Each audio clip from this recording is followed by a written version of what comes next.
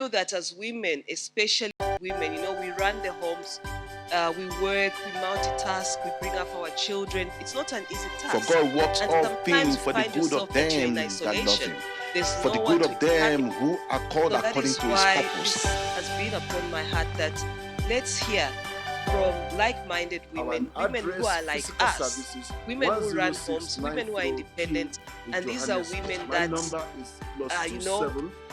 they are under authority. Actually, I even want to thank their husbands, because these are women under authority. May God bless you. For women who are under authority to come and share with us, because I know they had to get permission from their husbands. I know Sonda, the next speaker that will be coming up, her husband was rooting for her on Facebook. He made a comment on what I had posted. So, that just shows that, women, we also need support from our spouses to be able to attend such platforms, because we're here to encourage each other. And, there are some women that are also, there is abuse that's happening in our society. But abuse is not just physical abuse. Abuse takes so many forms. There's emotional abuse, there's physical abuse, there's, financial abuse as well. So we're using this platform to liberate women. Come and hear and specifically a woman, because we have had conferences and it's always men that speak in our church. But this is the first time that we're actually having a woman coming to speak to us about finance. So it's a good example to know that there are women that are out there that are financially savvy, women that will tell you how to plan your life, So I hope you've brought your pen and paper and you're going to be making notes. Amen. So without taking up much of your time, I'm going to introduce our first speaker. Our first speaker is Mrs. Musonda Okonko. She is married. She's a mother. She is a financial advisor. She's been in the financial services industry for the past couple of years, if I'm not mistaken, because I don't want to show her age. More than 15 years ago or so, going on to 20. So she has the financial know-how. She has the financial knowledge. So she's a woman like you. So listen carefully to what she is going to impart to you. I've known her for a very long time. Our families are quite close. Our parents were close, so she's somebody that I've known from my childhood. And I will not bring somebody here that will just talk without having known the person and what they have in them. And not only is she a financial consultant, she is also a God-fearing child of God. She is also the daughter of the house. So, so she is my husband's daughter. So can we please all stand up as we give a round of applause to Musonda Okonko.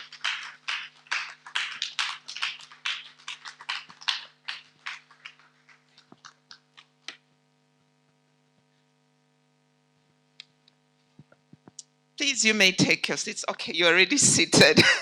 Hello, everyone. I appreciate the clap you gave, but if that was for me, it's too much. I would want you to give a clap offering for our Lord. Let's just keep a clap offering for our Lord. Okay. Just before I go further, I just want to first of all say thank you so much to Pastor Makungu, and congratulations. I didn't know she's already ordained as a pastor. Congratulations. And thank you so much for the invitation. I would also want to say thank you to the church leadership of the Shekinah Fellowship for this invitation. I don't take it lightly. I really appreciate it. This is actually my home. Makungu forgot to mention that. So when they started this church, I was one of those people that actually started with them. And then due to distance, when they moved on to this side, it became further away for me. So that's why we moved to a church nearby. But this will always be my home. So I'm glad to come back home. Okay. And just before I go ahead, I just want to say you all look beautiful. You all look so wonderful this morning. Just give yourself a clap. it's nice to actually take time off. You know, women, we're so busy, we're running around, we don't have time to sit and just encourage each other, share ideas. And I'm glad, I really appreciate Makungu for this opportunity that we can actually come and sit and share ideas. So today my topic is, the topic is already on the screen there, you can see, but I'll just add on a few things that I probably haven't added there. But before I go there, one thing I like doing is I always start with a joke. So there's a joke that I was reading. So this joke, God called all the men. Well, God actually was not happy to see what was happening. He noticed that most of the men were being controlled by women. So he called a meeting and they said, men, can you all come to the meeting? So you know how women are, because women are controlling. They still followed. They tallied along and they were just standing behind. And then God started questioning the men. Why do you, like he was giving them a lecture, why do you allow the women to control you? I've put you in a leadership position. You're supposed to take your position and take control of things. And then he went on to ask and says, okay, all those men that are being controlled by their wives, can you move this side? So the whole lot of men moved on one side. And it said, for those that are not being controlled by their wives, can you move this side? Only one man moved on the other side. All the men went on the other side of the men that were being controlled by the women. And then God asked this man, remember there was just one man who said he was not being controlled by his woman that stood on the other side. Then God went to him and said, tell me, I want you to share, what is it that you're doing that your woman is not controlling you so you can educate the other women? I mean, the other men. And then the man just said, God, I don't know what to say. My wife just told me, stand there. So basically, women, we have so much power. So let's take control of our finances as well. I know most of us, we control homes, we run our homes. So it's important that we also take charge of the finances.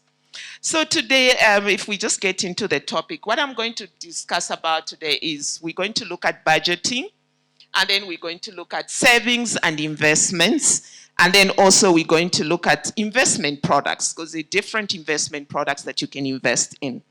And then also, I'll just share a few tips on how to avoid fraud and scam.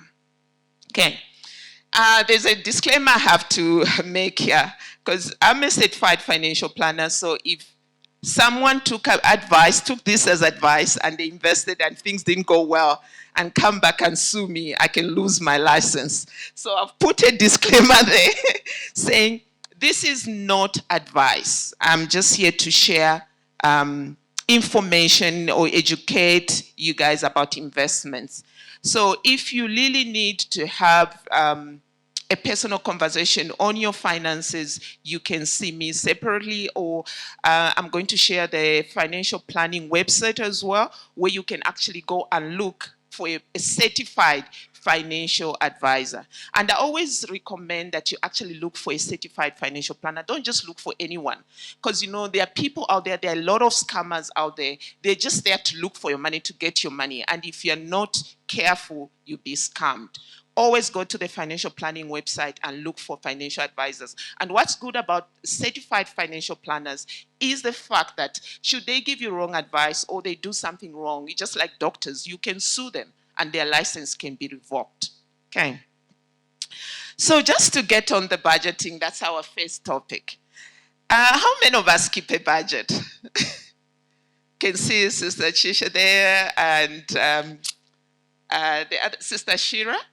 Okay, and I see Mtinta's mom, Munyanta's mom, sorry. So, well done to everyone that's keeping a budget, but it's important to keep a budget. I know sometimes it can be tedious, and that's why some people don't keep it, but it's important. And I'm just going to share why is it that you should keep a budget.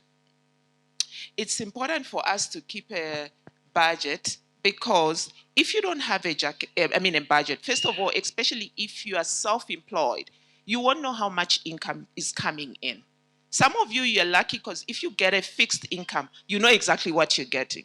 But for some people who are in business, you get your income from different sources. And if you don't keep that, you won't know exactly what came in. And also there are people that are working, they probably have side hustles. So you have your fixed income and you also have other sources of income where you get your money. That's why it's important. First of all, to keep track of your income that's coming in. Secondly, is to keep track of your expenses. Especially for us women, we struggle in that area because sometimes I might just be walking in Santon. I see a shoe that I like. I don't even look at the price and I just buy. The next day you are in more of Africa, you see something else and you buy. By the end of the month, you find you've spent so much and you're asking yourself, but I had so much money. Where did the money go? You can't even trace where your money went. So that's why it's also important to track your expenses. And then the other reason why we budget also is also to, apart from tracking your expenses, you can know where you're wasting your money. Because remember now we're going to talk about savings. How do you save if you're not having extra money? So you need to see where is it that I'm wasting money and cut on those expenses so that you can actually save. And then the other one is also to see whether you're living beyond your means. Because sometimes our expenses are this high, but our income is so small. Especially in this country, it's very important for you to know whether you're living beyond your means. Because in this country, there's debt. We end up just borrowing, and we end up choking ourselves. And this is because we end up spending so much than what we are earning. Okay. So thank you, Damola. I see you've already changed. So I'm just going to do a slide that shows you how to drop a budget. So remember, I've already tabulated the things that you can actually put in your budget. The first one is your income, then it's your expenses, then after you subtract that, then you're going to see what the whether there is a surplus or whether there is a deficit. What I mean by surplus, that means there's money remaining after your expenses, and if there's a deficit, then you actually spending more than what you are receiving. So under your income, what you can add, so you can see here on the description, I've done this. You can actually do this for yourselves. You can go to Excel. Just put your description of, like the way I've done it. I've also got small booklets that I'm going to hand over for those that would want some to just help you out. So your first column there, you're going to put your description of what you're going to itemize.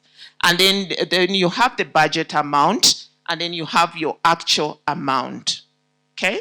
So the first thing that you start with is drawing up a budget. When you're drawing your budget, you're going to put your income. Like I mentioned, your income would be your salary. For those that are working for themselves, obviously if you're working for yourself, you run a business.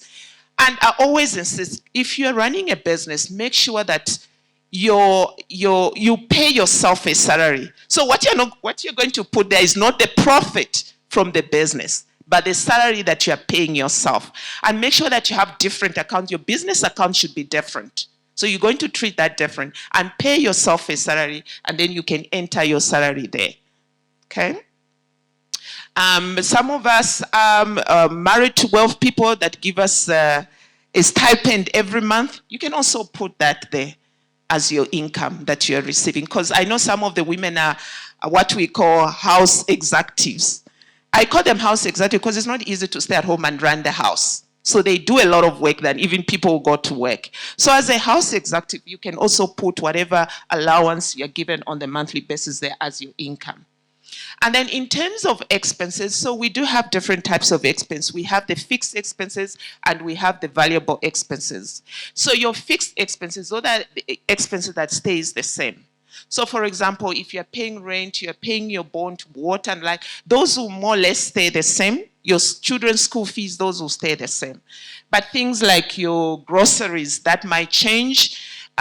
Things like the money you spend on your clothes, because we don't buy clothes like every month. So you can budget in certain months when you want to spend on your clothes. And then also the other thing that you need to do is make sure that you put a surplus. We normally call the surplus as, the name of it is gone now. You can just maybe refer to it as extra. always make extra, because sometimes you run beyond your just put extra money there to cater for unexpected expenses. So for example, I would have budget for a month and suddenly a friend of mine's child has a birthday and I need to go for that. I didn't plan for that. So I'm going to take for that extra money that I've put aside. Okay. I can't tell you exactly how much you need to put there. So you decide as a person depending on your income.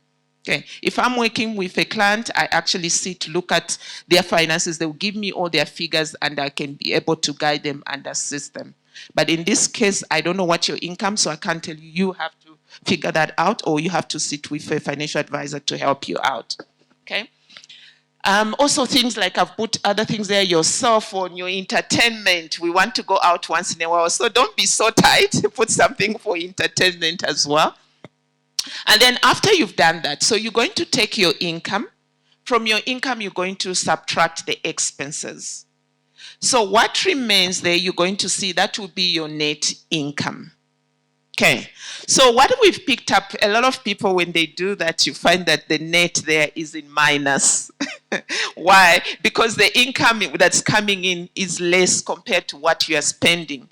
Let me just give you an example. You find someone is earning 10,000 and the expenses are 15,000. That's going to be a minus. So what we do, if you're sitting, okay, so this is the budget. Let me just finish with the budget before I go to other things. So once you've done the budget, you see there's another column there for actuals. But before we go to the actuals, go to the next one, slide. Before you can fill up the actuals, because remember the budget is drawn at the beginning of the month. So during the month when you are spending, there's also this template that you can draw up. For those people that, like for me, I don't like moving around with cash, so everything I swipe. So it's easier for me, I can just use my bank statement. So for those that don't use cash, you can just use your bank statement, then you can complete this. But if you are one of those people that are always using cash to pay for things, then it's important that you keep your receipts, because it's not always easy for you to remember. That's if you're going to do everything at the end of the month. But if you want, you can also complete this on a daily basis. So at the end of the day, you can sit down and see what did you spend on today. You write the date, you write the description of the expense and the amount. So you do that throughout the month. But if you're using a bank account, you just have to draw at the end of the month. You can just draw your statement and then you can write down your expenses. So whatever you've drawn there, the amounts that you've drawn there, let's go back to that. That's now what's going to sit in the actual budget. Because you find that when we draw up the budget, I would have drawn up the budget and I've said, okay, this is how much I'm going to spend in a month, and let's say 10,000. But when I look at my actual expenses on how I spend during the month, you find that you spend 15,000. So this is going to help you, because now you're going to go to your actual amount and look at what did I spend on? What is it that I can cut on so that I can live within my budget? So maybe you probably overspent on your entertainment, on your eating out. Those are some of the things that you can cut out, because you realize now your income does not support your expense. You have to find ways of cutting certain things. Whether it's buying clothes, whatever it is. For me, I had to cut my DSTV. I don't have DSTV anymore because I realized I was exceeding my expenses. They're little things, but they add up. Because now you have you have your smart TVs. The kids can go to YouTube and watch movies. Why do I need DSTV? I'm just giving that as an example. But there are a lot of things that you can actually cut off by looking at your expenses. Like if you go out every Friday, if you feel you're exceeding that, you can cut on that and say, okay, probably we just go out maybe twice in a week or once a week. Those are some of the things that you can look at. Okay. So any questions on the budget before I go on? Anyone who has questions on the budget? I like what John Maxwell said. John Maxwell said, a budget is telling your money where to go. Okay. Okay. They're tracking your expense. Yes. Okay. So like I mentioned, just to summarize on budget, if there are no questions. So a budget is simply a breakdown and a plan of how much money you have coming in and how much you have going out each month. A budget, and this is just a quote from John Maxwell. I like John Maxwell. He's a teacher of so many things. And what I like about him, he's a Christian. So most of his teachings are based on Christian foundation. He says a budget is telling your money where to go instead of wondering where it went. Because if you don't have a budget, at the end of the month, you'll be wondering, where did my money go? But with a budget, you'll be able to track how your money was spent, and you'll be able to make adjustments, like I said. Okay.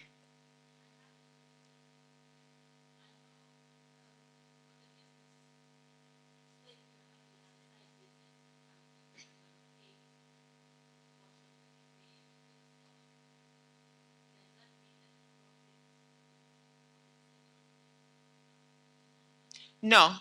So your business, you do the accounting as it's supposed to, and you do your profits. But remember, in your business, you also have your expenses. So your salary will be an expense in your business because you pay salaries. I don't know if that answers your question.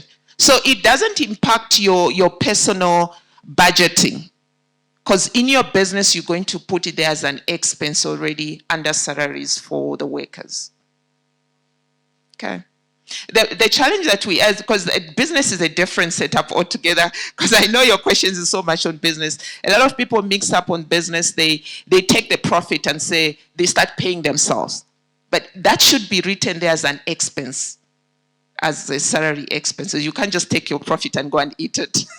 No.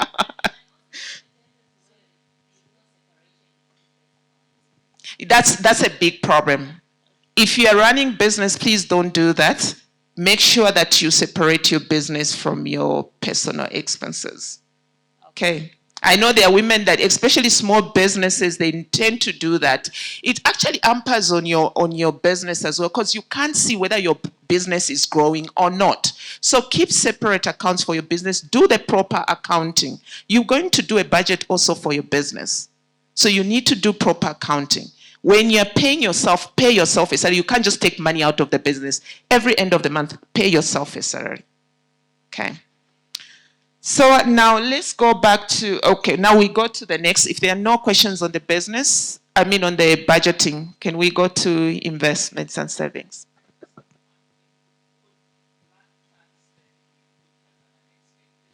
Yes, yes. Please do that. That's also you make sure that you budget for that as an expected expense. When you're putting your extras, put it there. I know it's a big thing, especially in the African culture. But there are some that you know that you have a fixed income that you pay every month. That you can put it under the fixed expense because you know every month I give this family so much. You can just add it on your fixed expenses. Okay. Anything else? Okay. So if we don't have any questions there, we can go to the next slide. So our next point, we're going to talk about investments and savings. But I always want to take it from the biblical point of view. Do you know that God actually taught us to invest and save? I know most of us, for people that have been reading, if you read the Bible, we know the story of Joseph and how he interpreted the dream that Pharaoh had. Do you guys remember the story about how the fat cows were eating the thin cows, and then in the other years, the thin cows were eating the fat cows?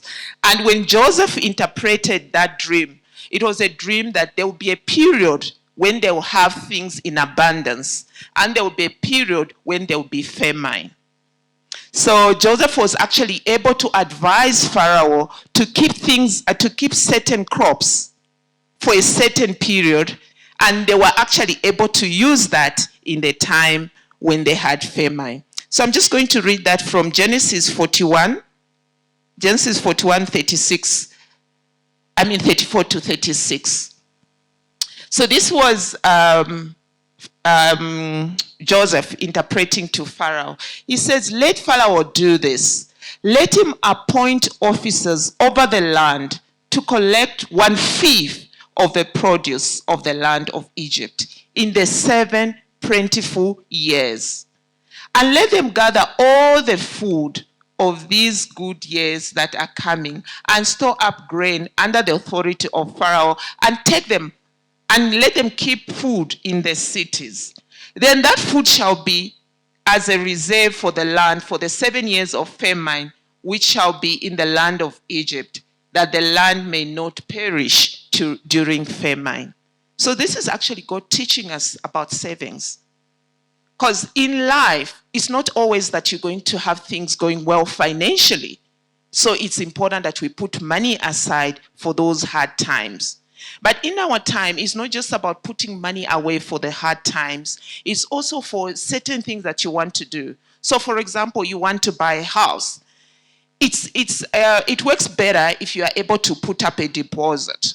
And most of the banks actually will ask you to put up a deposit.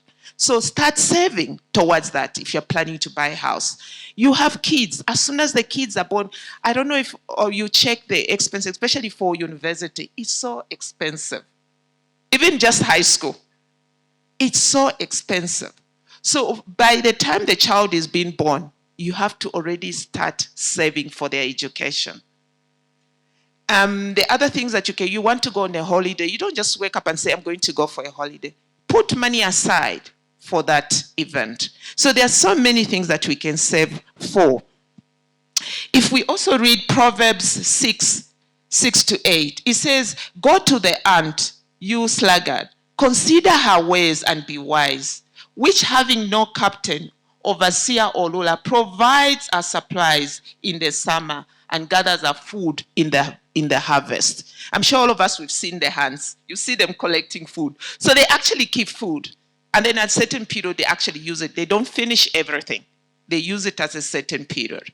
And then the other one, it says, Proverbs 21:20. It says, there is treasure to be desired and oil in the dwelling of the wise. But a foolish man spend it all up. Amen. That's God teaching us about saving. A foolish person, when they get money, they spend it all. A wise man keeps. That's why they said there's always wine in the dwelling of the wise. That's why you can go to someone who's wise, you always find food there. Even in time of famine, when things are tough, like during COVID, it was tough for most people. But you find some people had saved up and they were able to live on their savings. Because some people, where they worked, they were actually told no work, no pay. So when the company closed, you're not getting an income. And if you didn't have savings, how do you survive? Okay, so it's important. God teaches us about savings and investment. So you can't live without savings and investment. It's important that we keep investments. So now the next point we're going to look at, what's the difference between savings and investments? I always get that question. There is a big difference between the two. Okay, so savings is literally just putting money aside. And most people, what they do is they can put it in a bank account. So you're just keeping your money there. The money just sitting there, you are saving it, it's not growing. Investments is when you put money aside, but you don't just keep it there. You make sure that your money is growing. So there are different investment opportunities that you can look at to make sure that your money grows. Okay. And we're also I'm going to take you through what we look at when we advising someone whether to invest or to save. And we also look at different investment opportunities. Okay, so let's go to the next slide. Okay, so smart management begins with savings. Remember I mentioned about savings? So we can save, I mentioned that you can save for different things. You can save for education, down payment for the house, for a vacation, larger purchases. I always encourage women, please, if you can, save. If you want to buy a TV, the problem we have nowadays, we want something now. I want it now. We are there. They call it what? Microwave generation. We want something like now. I want a TV. Whether I have money, I'll go and get it. And then you go and get it on the account. Do you know what you do? Have you looked at the interest rate you're paying on that account? That you're taking your TV on account? By the time you finish paying them, you could have, the money you would have paid them, you could have actually bought 3 TVs or 2 of them. Because most of them, the interest they charge you is like 23%. It's even higher than the interest rate you're paying on your credit card. That most of these people that sell these products, what they charge you. I encourage you, the other way you can do it, if you can't afford to save, you're so impatient, rather go for lay-by than take it on account. Okay. Someone asked me, so if we're going to go for lay-by and we don't take anything on account, won't that affect our credit score? Because in this country, obviously, you need to take some debt to have a credit score rating. I always say, yes, you can take something on account, but remember, when you take something on account, they don't tell you that you must take 6,000. I can go to Edgar's and just take an account and take something for 1,000. I make sure I'm paying on time. Because when they're checking your credit rating, they're just checking how quick you're able to pay. You don't skip your payments. So it's not how much you've borrowed. Okay. So that's just one tip. Please take things on lay-by. If you want to take something on account, you can take for your credit rating, but make sure you take a small amount and make sure that you are paying on time. And also one thing, like my Edgar's account, sometimes I buy something and I pay back immediately. That my score rating is still looking good. Okay. And then I talked about larger purchases. Now emergency funds. How many of us have emergency funds saved aside? I know, because Chisha is in investment. You're still with the Investec. She's in banking. But are we all keeping emergency funds? It's important. Yeah. I want this to be interactive, so we make it exciting, not me just talking. Yes. No, that's an investment. There's an investment that's tax-free. So what the government has done now, they've introduced tax-free investments that you can take up. But those investments, they're limited to, their brackets, they limit to that. So you can go and invest in that tax-free investment. Because remember, your interest is taxed. But there's a certain portion of it that's tax-free. Okay. So is a retirement annuity better than a tax-free investment? Those are two different things. I wasn't going to talk about retirement annuity, but remember, investment is different from retirement annuity, okay? So retirement annuity is for your retirement. So you can take it up as an individual for your retirement. The good part with retirement is the fact that it's not a tax vehicle, so you don't pay tax on it. But the challenge is you can't access that money. Remember, that money is for your retirement. You can only access it from the age of 55. You're allowed to take money from your retirement annuity from the age of 55. And then, depending on the money that you have there, you can't take all of it in cash. You only take 1/3 in cash. Then 2/3 is used to actually purchase you a living annuity, or what they call a compulsory annuity, that pays you a monthly income in retirement. So retirement, you don't mix the two. If you're going to save for retirement, save for retirement. You can't use that for emergency or for investment purposes. There are other investment vehicles that you can use for your investments and other savings. Does that clarify, Sister Sarah? Okay. So when we talk about emergency funds, I always encourage, because people say, no, but I'm not earning enough. It doesn't matter how much you're earning. You can start saving with as little as 200 Rand, with as little as 100 Rand. It makes a difference than not saving at all. Okay? There's a fumble rule. They say you should save at least 20 to 30% of your income. But we know times are tough. Not so many people are able to do that. I try, but even me as a financial advisor, I struggle to get to the 30%. But I make sure that I save for those emergency funds. Remember, emergency funds can help you a lot with a lot of things. Like, especially for us that work. I'm working. What if I lose a job tomorrow? How do I survive? I need those emergency funds to live on. For me, the fumble rule, at least have savings that's worth 6 months of your income sitting in your investments or your emergency fund. Okay, because the research that has been done, but nowadays people are even staying longer than that. The research has been done that at least people can stay at home for 6 months before they can actually find a stable income or find something to do that can give them an income. But for me, I push it further. If you can, even push it to a year, because at least in that year, while you don't have a job, or if your business is not doing well, you can survive on your emergency funds. Okay. And emergency funds is not just for you losing the job. Emergency funds can also be used for things that are not expected. Remember, we talked about black tax. Black tax, yes, it can, sometimes it's small. There are small things that can come that you can pay from your salary or whatever amount that you have.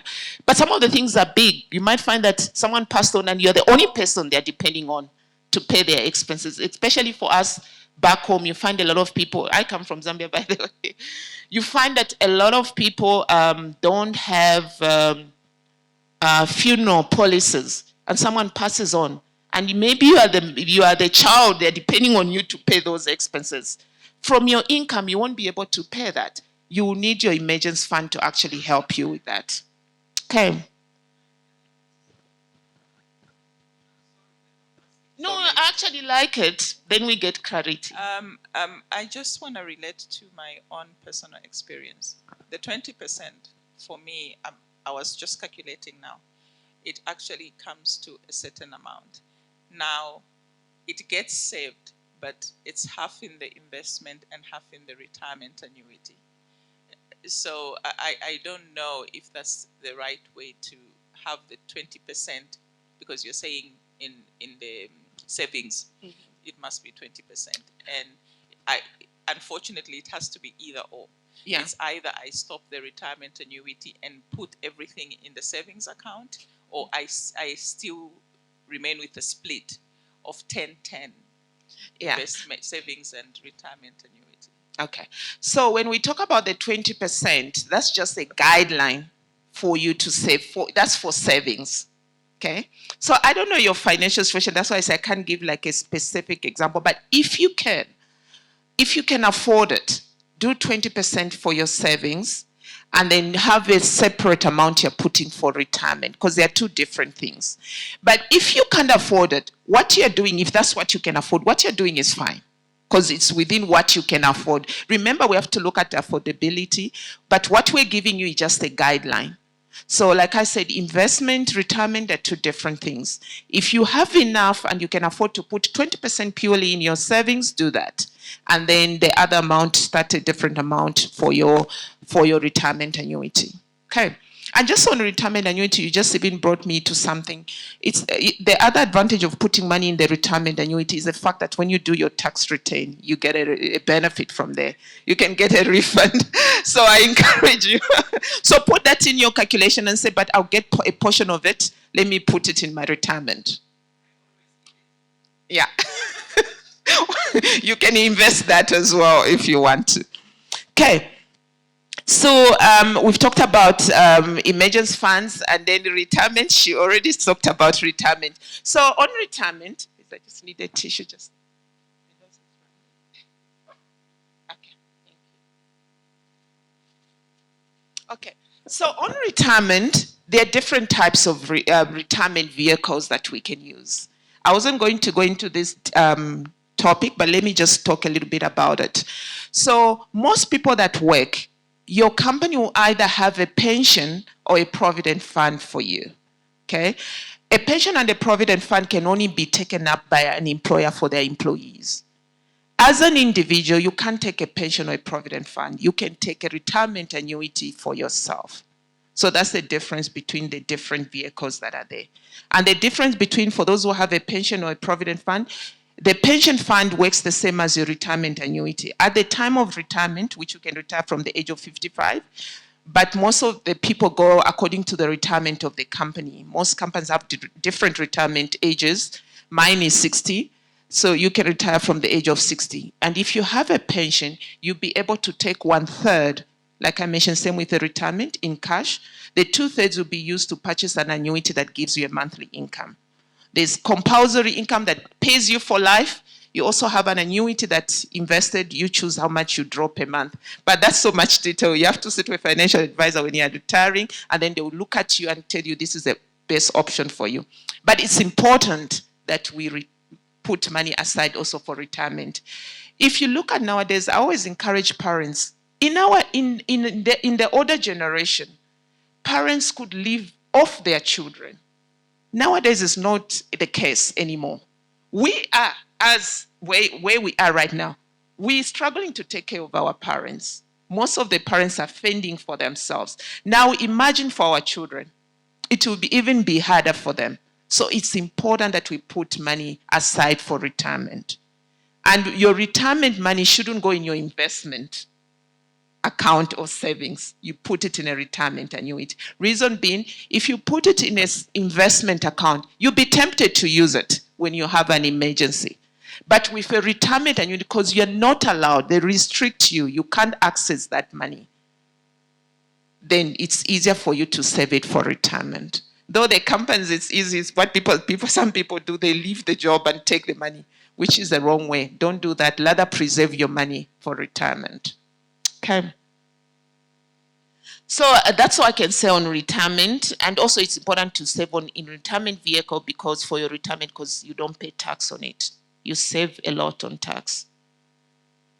The next one. Okay, so for emergency fund, I've already explained. Let's just go to the points. I've already explained, put such as 3 to 6 months of your living expenses. You can push it to a year. Take advantage of one-time off opportunities. Like I mentioned, there are tax-free investments where you can invest. Save automatically. You know, it's easy for you to say, oh, I'm going to put money aside. By the time you know it, the month has gone, you haven't put the money aside. Rather put a debit order so that the money is taken off your account without you forgetting. Okay, we can go to the next slide. The other thing, there's a power in starting early.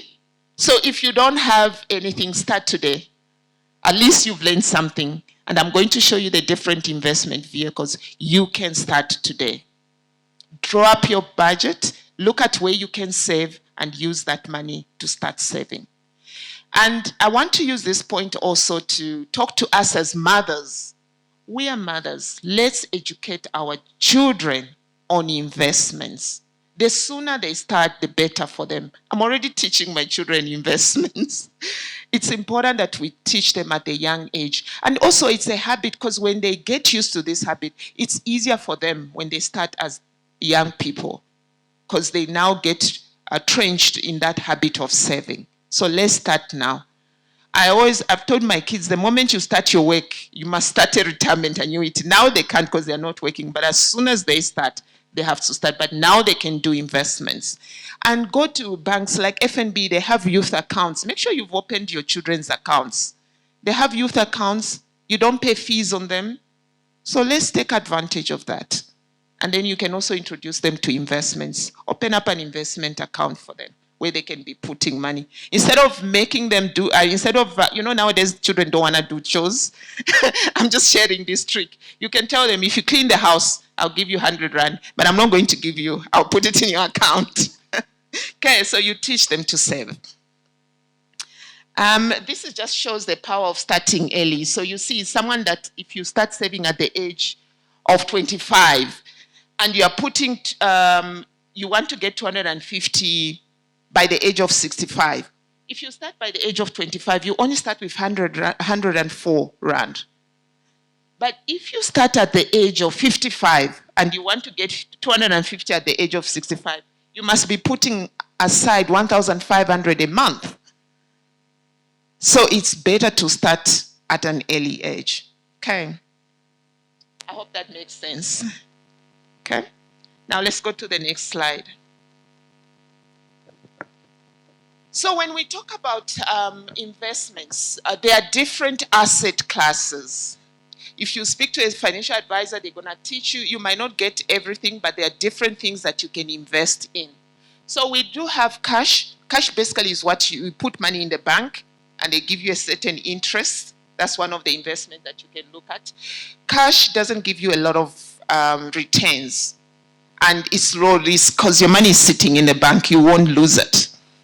And then we have property. That's another investment that you can look at. People have money. They actually go out there and buy properties, put them on land or whatever. For those who don't have, you can also look at investment vehicles where they actually, the investment manager buy properties and then they get a return which they share to the investors. We can also look at bonds. Bonds basically is most corporates or the government, they actually borrow money to do investments.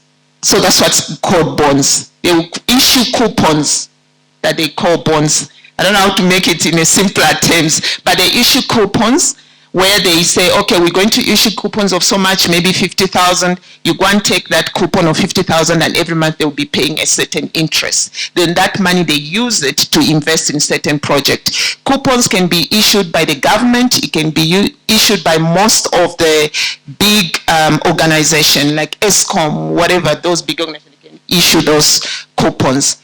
This also, the risk is much lower. And also the return is guaranteed because you know that most of the companies that issue these are big companies. Chances are they will not go down. They will pay you your money. And then the other one that we can look at is equity. Equity is same as shares. So you can buy shares in companies. You also have investments where the investment manager actually buys shares and then they divide them in units and they sell those units to individuals to invest in. This is high risk, but I'm going to explain more on it. The other one that you have is commodities. I don't specialize so much on commodities, but I can talk about it. Commodities, things that people invest in, things like oil, your minerals, those are what we call commodities, so you can invest in that as well. So these are the different asset classes that we can actually invest in. The next slide. Okay, so like many, you can see that it shows you the different asset classes that I just mentioned, and I did mention that each asset class, there's a risk factor to it. But what's interesting is the risk is actually related to the return that you also get. So if you look at cash, cash has the lowest risk. And the reason why it has lowest risk is because it's just sitting in the bank. So chances you won't lose anything. You get whatever you put in, you get it. But also you have to remember when you put money in a cash like you put in the bank or you put in a fixed deposit, the return that you get there is also very low. The most they will give you is maybe 2%, 3%. Okay, I think money market pays the highest, they'll probably give you 7%. Okay, the good part is you won't lose your money. You actually get a return. And if you look at that, if you look at bonds, bond is the next one in terms of risk. It has a bit of risk because remember I said it's also issued by big organization. So we don't know, anything can happen. A big organization can also go down, so there's a bit of risk on it. Okay, and it also gives you a good return, but the return is also minimal because they give you a fixed interest. Maybe it can be 12%, 10%. And then property also has a bit of high risk. Remember, property, you get two components of income from there. It can be rent, it can also capital appreciation because the asset that you buy the house appreciates. Okay, so with property, it has a bit of risk in the sense that, for example, you've bought a house. People, do you know that in the 80s, Hillbrow was there, not apparently, maybe before the 80s, Hillbrow was a suburb to be. I don't know if you guys have heard that story.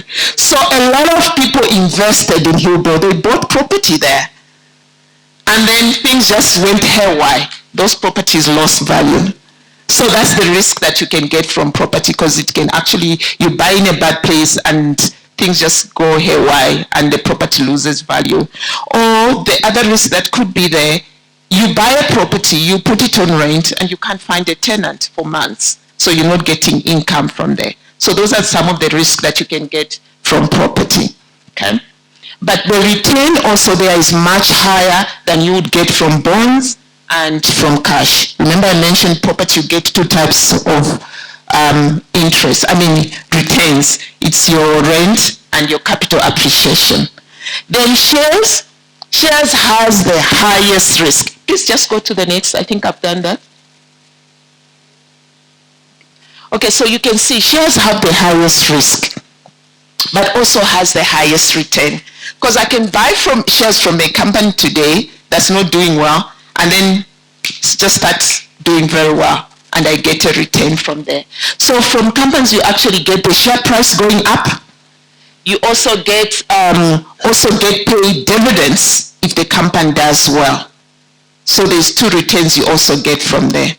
But from your share price going up, you also get dividends. But the risk that's there is the share price can go down. And the challenge with shares is the economy also has an impact. So when the economy is not doing well, you see the share price going down. And when the economy is doing well, you see the share price going up. A lot of questions I get from people, so when is the best time to buy? I always say, don't time the market. The good time to buy is when the market is low, when the share prices are low, but a lot of time that's when people are even scared. And people make a mistake. For those who have invested, when the prices are going down, then they panic and they want to go and sell the shares. That's a mistake to make, because now the price is going down. Let them leave it and wait for the price to go up. When the price is up, that's the best time to sell. Okay. So let's go back to the slide I had before. So when you're doing your investments now, remember on top they have said short-term goals and your long-term goals. So when you're doing your investment, it depends on what your goals are. So if my goals is to invest for a short-term, you had a question, Makongo, sir? Okay. If you want to invest for a short, I hope I'm not losing everyone. If you want to invest for a short period of time, for example, I want to go for a holiday in December, and this is September. I'm not going to invest in shares. Chances are the market might just crash and I'll lose my money. So the best investment for you for those short-term goals would be cash, because I know the money I'm putting there is going to stay there. It's not going to go down. Nothing's going to happen to it. Okay. But if you have long-term goals, for example, you're saving for retirement, that's a long-term goal. You can't go and put money in cash. I've seen people go and put money in the bank or a fixed deposit, and they say, I'm saving for retirement. That's not feasible. You're actually doing injustice to yourself. Because if you put money in a fixed deposit, how much is a fixed deposit paying you? It's paying you maybe 2% every month. And you guys know what inflation is, eh? Inflation is the rate at which prices of things are going up. So if inflation is going up at 6 or 7%, and you are getting from your investment 2%, you can see that your money is actually what? You're losing out. You're getting 2%, but the price of things is going up by 7%. You're losing out by 5%. So your money is not growing. A lot of people just look, oh, my money, I put 100 Rand, now it's sitting at 120. But they don't factor in inflation, and they say, no, it's growing. But in the actual sense, it's not growing because it's not keeping up with inflation. So if you're going to invest for a long period of time, like for your retirement, make sure at least most of your money is sitting in shares. I'm going to talk about diversification, but it has to sit in some of those asset classes that are going to give you a better return. Okay. Also, long-term goals, I can talk about children's education. You can't put money for children's education in, well, you can do, remember I talked about investment, and if you go to investment managers, they've got different portfolios. We have what we call low, medium, and high. So you can have a combination of both, because some of the school fees you want to pay now, some are for later. So do a combination of the different portfolios, the low, the medium, and the high. Okay. You can go next. So when we talk about shares, a lot of people say, I want to invest on shares, but where do I start from? We probably don't know where to start from. Your starting point will be the stock exchange, the Johannesburg Stock Exchange. So they do have their website. Please, I encourage you, go to their website. You can check. Unfortunately, you can't go directly to the Johannesburg Stock Exchange and invest and buy shares. The least you can do is to make sure that you get a broker. They have a list of brokers. Is my time gone? I'll try to be fast. Okay. So they have a list of brokers. You can search those brokers and speak to them, and then they can help you to invest. The thing with going through a broker, if you want to do direct investment in shares, is you need to have enough money, because most of them, they probably look at a starting investment value of 25,000. Okay, and most of us might not have that. So you can look at other investment options. Once the money has grown, then you can look for a stock broker. And if you still want to invest in shares and you can't afford a stockbroker, there are other options you can go for. If you are with banks, banks do have online share trading. I don't know how many people have seen that.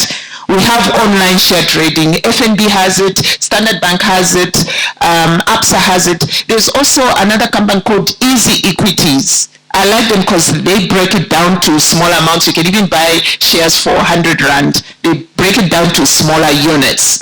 Please, you can Google those people, Easy Equities. You can go to FNB. You can go to Standard Bank, APSA. All these banks, they've got share trading. Online, actually, you can even do it from the comfort of your home because most of it is online share trading. Within the online share trading, they'll show you the different shares that they are selling and you can buy. If you don't know what to do, you can always call the bank. They'll direct you through. They're very helpful. They'll direct you through how you can invest in shares. Okay. Yeah, so and if you have enough money, you can go to the Johannesburg Stock Exchange and get yourself a stockbroker to help you with the investments. Can go to the next one. They're a bit on the expensive side. They differ. They can charge you 5%. It varies, but you have to chat to them. There's different ones. Okay, I can't give you the exact fees because there's different one. They all charge different fees. Okay, so the other vehicle we've talked about shares. The other vehicle is unit trust. So unit trust is a pool of funds that invested by fund managers. So we do have fund managers that pool money together and then they go and buy shares. But then they sell units to different people. Like Investec. Investec is one of them. They do have fund managers that actually do those investments. APSA also has APSA fund managers. We do have Alan Gray, Coronation. There's different fund managers out there that you can go to. They have unit. And the good part about this, you can start with a small amount. Most of them, they start with a minimum of 500. Some they start from 300. But most of them, I know Alan Gray starts from 1,000. I don't know about Investec, Chisha, maybe 1,000? I'm not so sure. More than that, yeah, because they deal with a higher class kind of clients, yeah. So I know, yeah, Alan Gray is 1,000. I think APSA should start from 500. There's different, even most banks, they do have those investment. Old Mutual, most of the insurance companies also, they do that. I think Old Mutual is they start with minimums of 300 somewhere there. Even their retirement is much cheaper for, I think for Old Mutual, they start from 300. So look at the different investment companies and just look at what you can invest in. The only challenge with unit trust is I would advise you to go to a financial advisor to guide you through how you can invest your money because there's different portfolios there. They will look at the fund fact sheet and advise you, also looking at what you want to do and also looking at your investment time frame. They will advise you which portfolios you should put your money in, rather than you just gambling and saying, oh, I'm going to put my money here. Okay. You can call Alan Gray. You can call all these people. They will guide you through.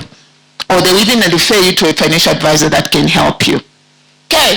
So the next slide, we're talking about managing risk. Managing risk basically means don't put all your money in one investment vehicle. So for example, if you are going to buy shares, don't go and just buy only MTN shares. You can buy different shares in different companies so that if this company does not do well, at least you can get from the other company. And also in asset classes, don't just go and put all your money in shares. You can put some in property, some in bonds, some in cash. So you have that kind of diversified portfolio so that if you lose some money on your investment, on your shares, but at least you get something from bonds and you don't lose out completely. Okay.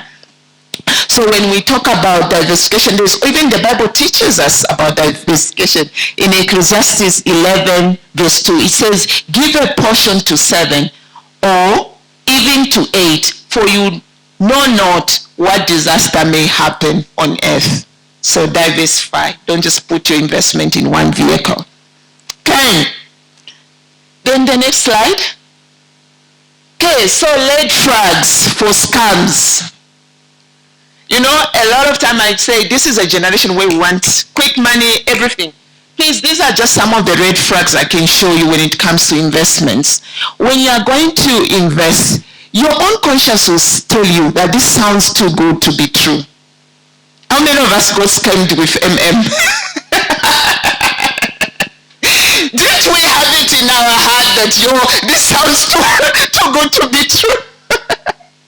You know, we could tell. And I remember the person who was introducing me to MM, I kept on asking them, so if you put this money, because you're not investing it, but you're paying out so much, where is the return coming from? So it was too good to be true. We could tell this was a scam, though a lot of people benefited from it. I like the founder who started it. He didn't start the scam for himself. He made a lot of other people benefit from it. I was one of the beneficiaries from the club we had.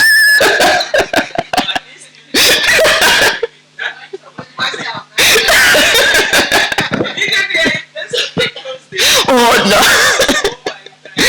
Yeah, so when people come to you and they are promising you high returns, please do a research. If it sounds too good not to be true, your conscience will tell you, something is fishy. Where is this all money coming from that they're going to give us? Okay.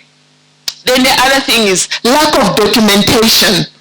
We're all investing in MM. There was no documentation.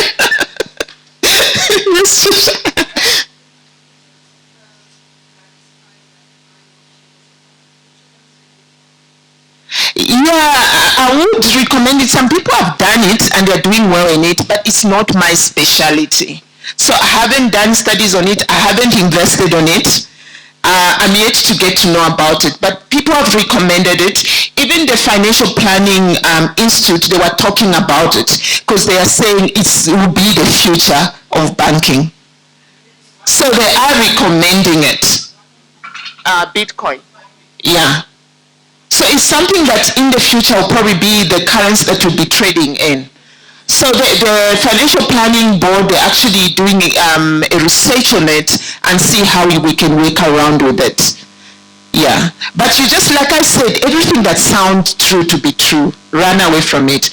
And also, you have to remember, Bitcoin is like another investment. The risk, actually, I hear the risk on Bitcoin is high, but so is the return on the other side. Anything that has high risk has a high return. Okay. But just do your research. We need to study. Information is everywhere. Google should be your friend. Now there's even AI, GP. There's so much information out there. So let's do research. Don't just go and invest. Someone tells you about an investment. Do a research on it. Information is there on Google. Okay? So we're talking about red flags for fraud and scam. One of them I mentioned is there will be no documents.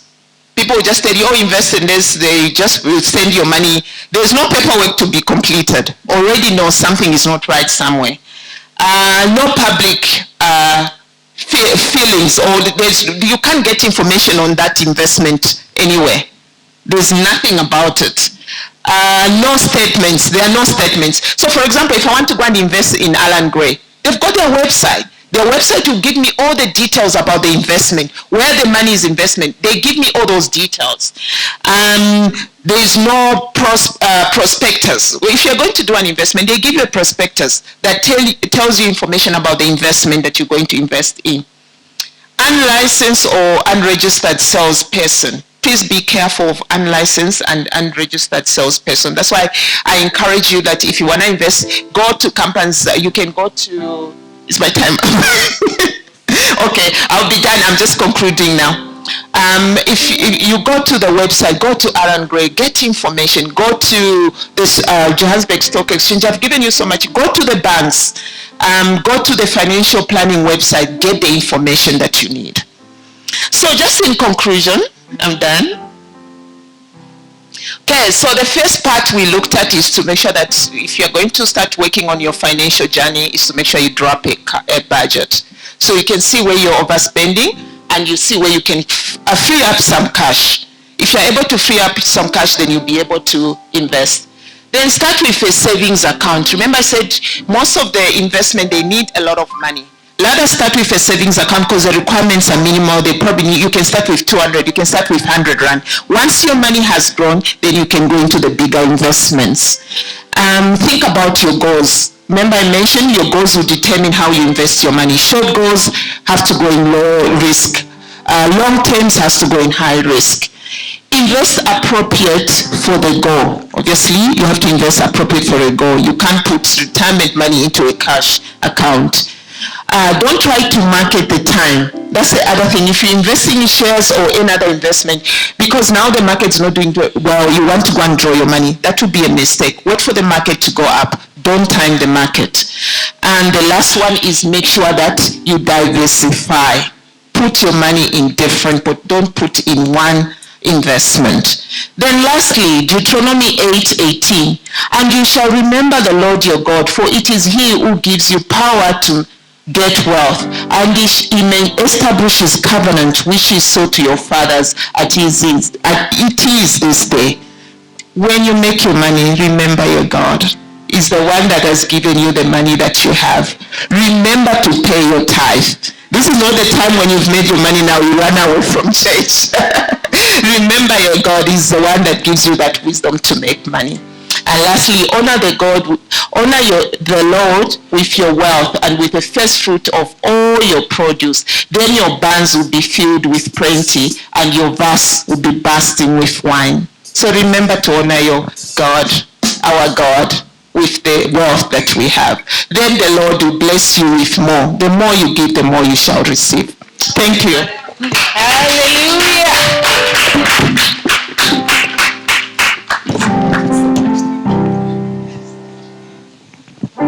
Hallelujah. Hallelujah. Are we feeling hot, feeling bad? We've overspent our money or what, guys?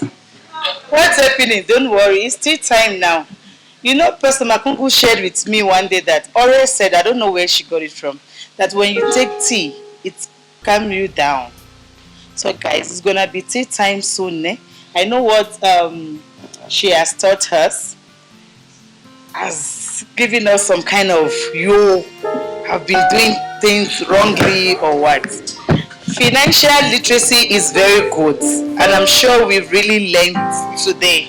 We've really gotten a lot of things. I just want to welcome those that are just joining us. You've not really missed. You can just move to the front, please, ladies behind. Those ones who just came in, please can you move in front a little bit?